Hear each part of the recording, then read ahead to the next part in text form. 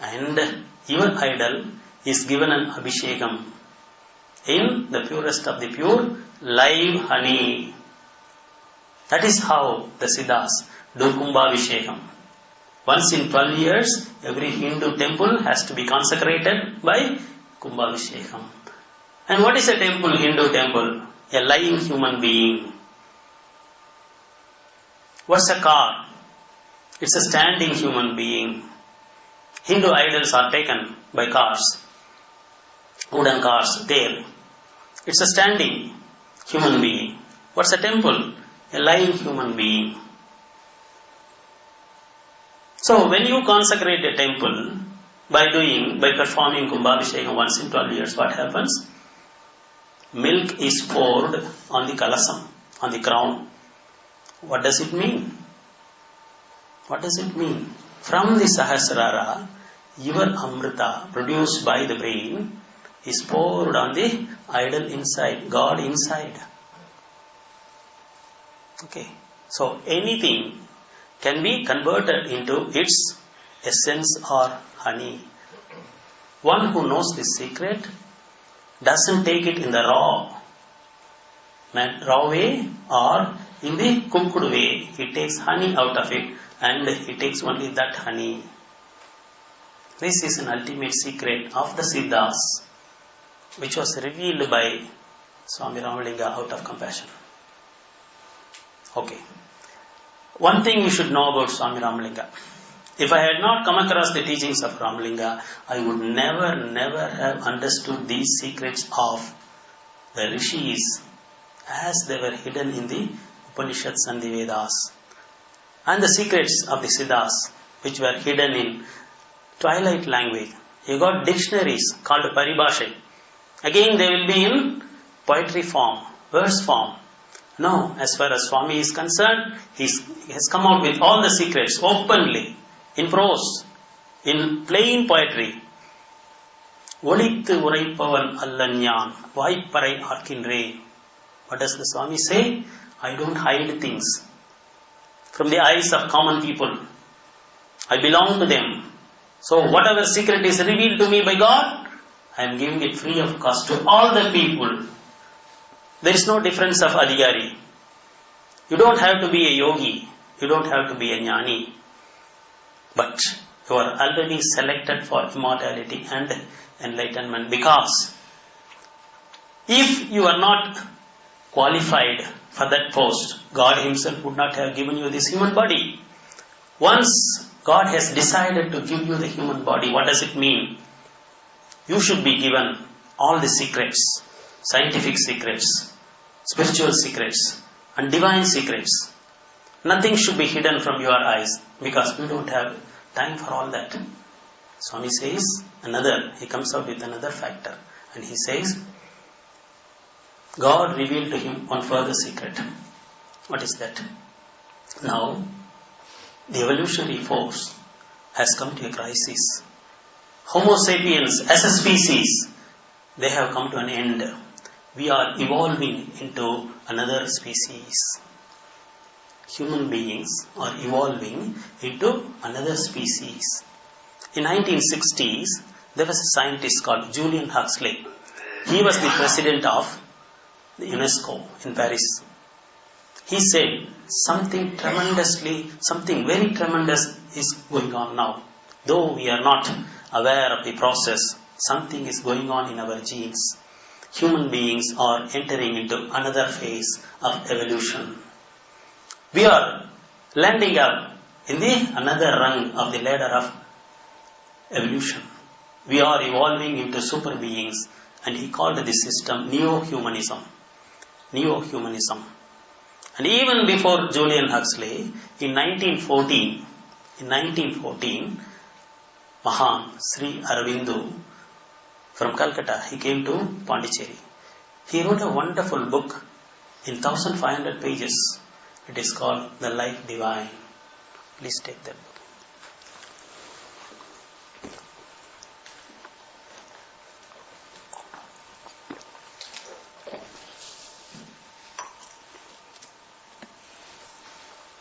I want you to read this book. The Life Divine by Sri Aurobindo. Why do I say that? Please understand this.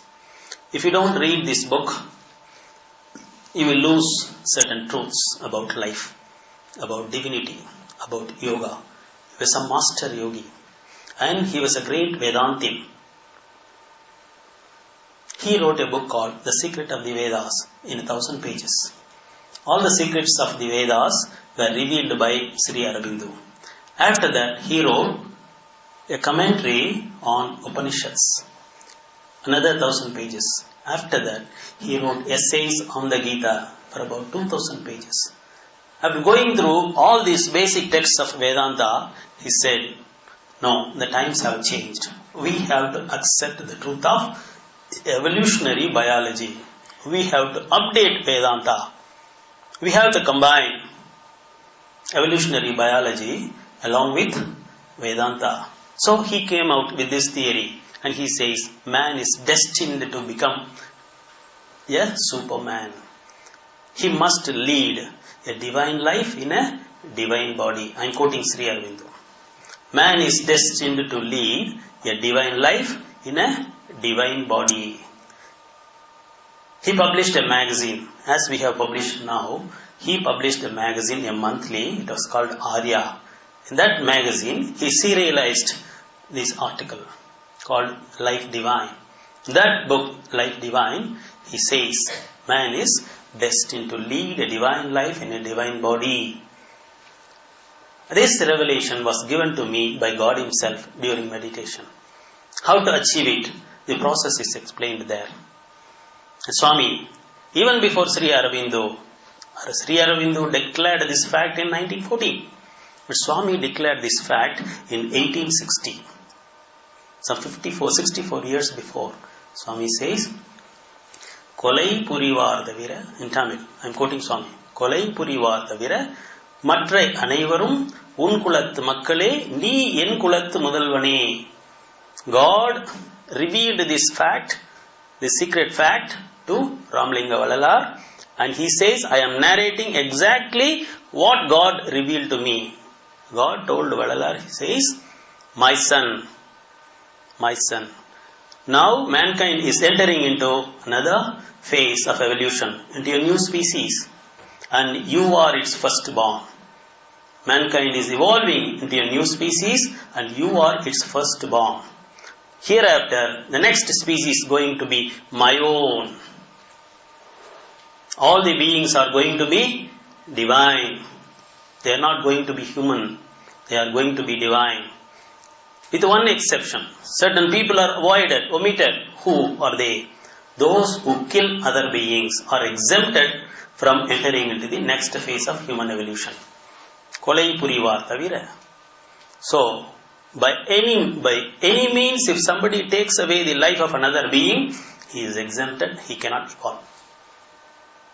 That's why Swami puts a lot of emphasis on love and compassion. You cannot evolve. You cannot enter into another species. So this fact was revealed to Swami by God Himself. Then what happens? When you have a divine body, the entire body functions will change. Entire body functions will change. How is it going to change? Swami says, we saw that the plant is manufacturing its own food. How are we human beings going to imitate this process of photosynthesis of manufacturing starch? Now, listen carefully. This is the yoga of Sudarshan Marga as is taught by Vallalar. Swami says, 3 things are necessary for manufacturing food. What are they? Vayu, Vanni, Varunan. The formula as it is given by the Siddhas. Vayu means air, Vanni means fire, and Varunan means water. Now, what is the air? Before that, we must know where is the location where this food is manufactured. In the plant, food is manufactured in the leaves. In the human body, this takes place here, at the third eye region, inside the brain. Christ in one place says, I have some other food which you don't know. What does he say? I have some other food which you don't know. See, he was capable of producing nectar in his own body. Who knew the ultimate divine secrets? In another place, the same Christ says, he goes to a well, a woman is drawing water from that well, and Christ asks her of some water. O woman, if you can give me this well water, in return, I will give you water of life, which will stay in your body and it will spring eternally. Hereafter, you will not have any thirst. It will quench your thirst forever. This is given in the Gospels. You can verify. And immediately that woman says, I come a long way to fetch a pail of water. Sir, if this could happen, so much of botheration I will not have. Please tell me. And immediately the story is cut off. How? Her husband calls forth. He asks her, hey woman, to whom you are talking? Here is a saint who says, my thirst could be quenched forever at once. He is talking about water of life. Oh, you come here, you don't talk to strangers. The story ends. The mystery is hinted at, it is not revealed. It is not revealed. And Swami explains it. How was it possible for Christ to assure the woman that in return for the well water, he could give her water of life? Read the Bible carefully. When he was a young boy, he was taken to a place where wedding was taking place. Their usual custom was to provide the visitors with wine. Wine was very little, but the audience was very large. And the people got worried. How are we going to supply this little wine to all the people? And immediately Christ says, you pour a lot of water in a utensil. He just looks at it, and the water is converted into wine. And beautifully it was poeticized by the great romantic poet Byron. He wrote it like this. The lady blushed at the sight of the Lord. The lady, meaning water. Blushed means turning red. Blushed at the sight of the Lord. He just looked at the water and he turned into wine. In the same way, by his mere eyesight, he could transform inorganic water into living waters because his body had become a body of total compassion. கதிர் நலம் என் இரு கண்களில் கொடுத்தே அதிசயம் இயற்றெனும் அருட்பெருஞ்சோதி. This whole body should be transformed into a body of compassion. Where there is total compassion, God enters into your body and miracles will automatically take place. Even inorganic matter could be transformed into organic matter. In another place, Swami says, keep on giving to others with your hands. Then what happens? These fleshly hands, this single pair of fleshly hands can be transformed into hands of total compassion with which you can perform miracles. Swami enna pattadu? Karpagam என் உளம் கைதனில் கொடுத்தே அற்புதம் இயற்றெனும் அருட்பெருஞ்சோதி. When Swami built that temple, Satyajnana Sabha at Vallalar, at the end of the week, on Saturday evenings, Swami will sit on a bench and the people who served building the temple, they will be queuing up. And he will ask the mason, what's your price? What's your labor cost? And he will say, sir, 1 rupee. Swami will take some mud, some sand, and he will pour it into his hand. There will be 1 rupee. He will pluck a few leaves and give it to the other woman. He will ask her, what's your labor cost? And she will say, sir, my coolie is 8 annas, and there will be 8 annas. Vallalar used to perform a lot of miracles. How? And he says, there is no magic. Anyone can perform, provided your consciousness is totally turned into compassionate consciousness. Then God will descend into your body, and through you, God will be performing. You don't perform. As long as you think you are performing, as long as even an iota of ego consciousness is left in your body, no miracle will happen. That is Kutichatan. That can be done. But that is not necessary for a saint who could perform miracles. Into whose body God Himself descends and performs miracles through Him. So Christ was able to perform that. So all these things are possible. What are the basic nectars? We have a chapter called Nectar of Immortality. Artha solluga. Oh, it's getting late. Now, food meant for the most advanced Sanmargis. Now, before that, let me conclude the process of creating food in the body. Like the plant, three things are necessary. Instead of carbon dioxide as taken by the plants, we have oxygen. But unfortunately, this oxygen does not go up to the brain, to the third eye region. Once you practice Vasa Yoga, the air is sent upwards. So, air is being taken care of. And what about water? Your gastric juices as well as your semen and sronidam from the Mooladhara, it has to be sent up. Again, it can be done by Vasa Yoga or by praying here and doing meditation at the third eye region. All actions of sublimation must take place only here. If you want to pray, pray to the God who is dwelling inside your head. If you want to meditate, meditate at the third eye region. That's why Swami says, always focus your attention on the Sitsabha. What is Sitsabha? Your Atman. Where is that Sitsabha? Below the crown and above the roof. Behind the eyebrows. In between and behind the eyebrows, below the crown and above the roof. That is the place. The intersection of the cross, of the horizontal and the vertical line. So, that is the place you have to concentrate. When you concentrate there, what happens? Your gastric juices from the stomach as well as the reproductive juices from the Mooladhara, from the lower belly, they will reach it. So, water is being taken care of. And what about heat? Heat is produced by concentrating on this place by your mind. Mental concentration.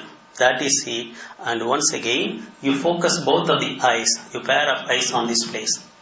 Eyesight and concentration gives you the heat. These three things, heat produced by focusing your eyes on the third eye region and concentrating on that third eye region, will give you heat. And gastric juices and your reproductive juices will be sent to this place, to the pineal gland.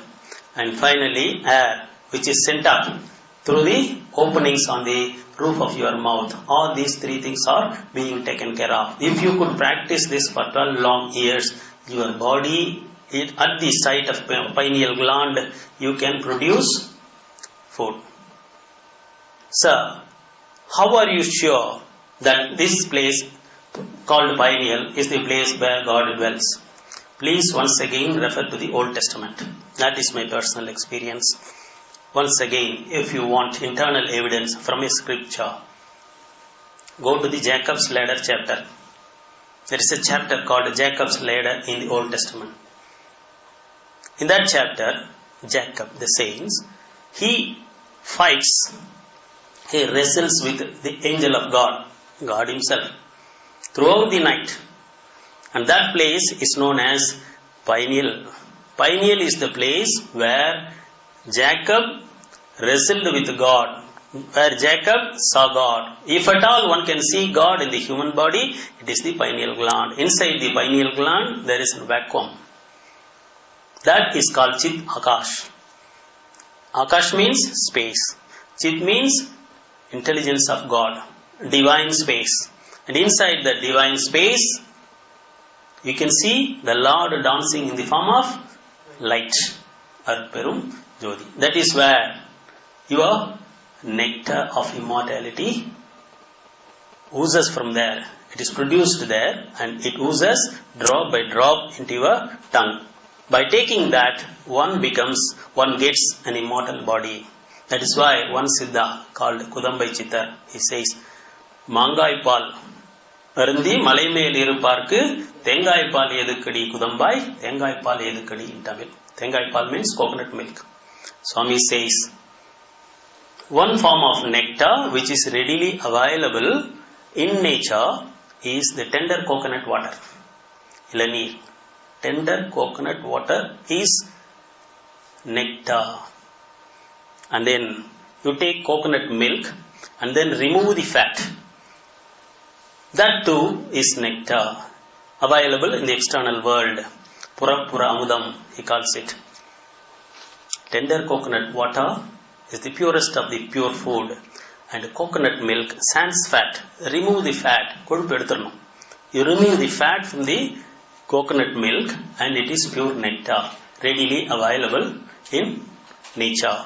One company from Indonesia, it is manufacturing coconut milk without fat.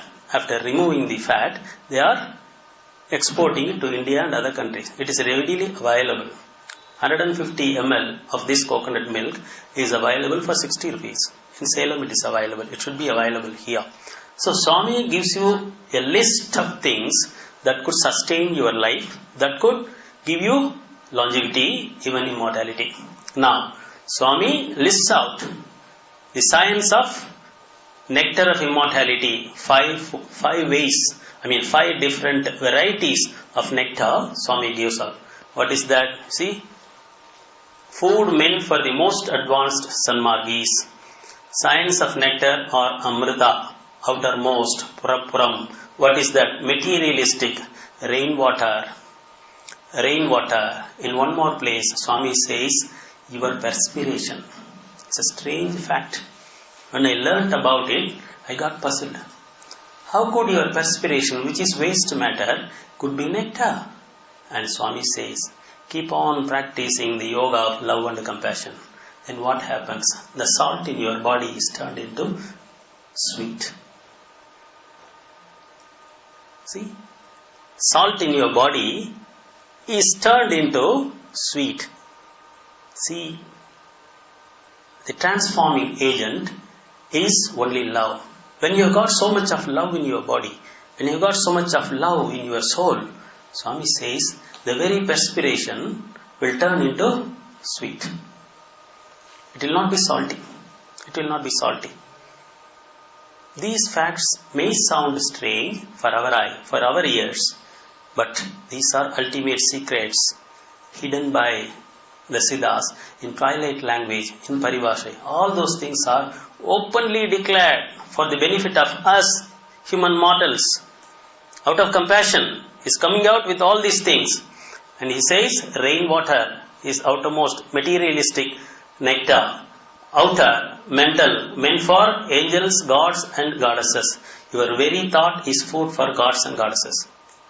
Your very thought. Where are the gods and goddesses? Read the Vedas. In one of the Upanishads, you come across a story. God was creating the cosmos.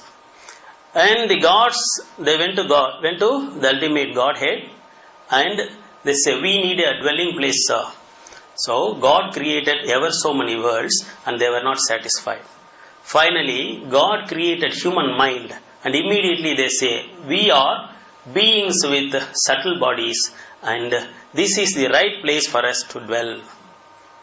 So, where are the gods and goddesses living?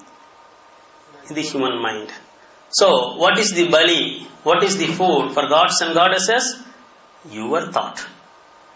Your thought. So, thought can be transformed into mental food. Mental food. And Sindhanayil Tenuri. Swami says, Sindhanayil Tenuri. Ten means Madhu, nectar. So, your thought could produce nectar. It's a subtle quality. And then, outer inner, psychic food, meant for the trinity of gods. God of creation, God of destruction, God of sustenance. These three gods, they are fed with psychic soul force, psychic nectar, and finally innermost spiritual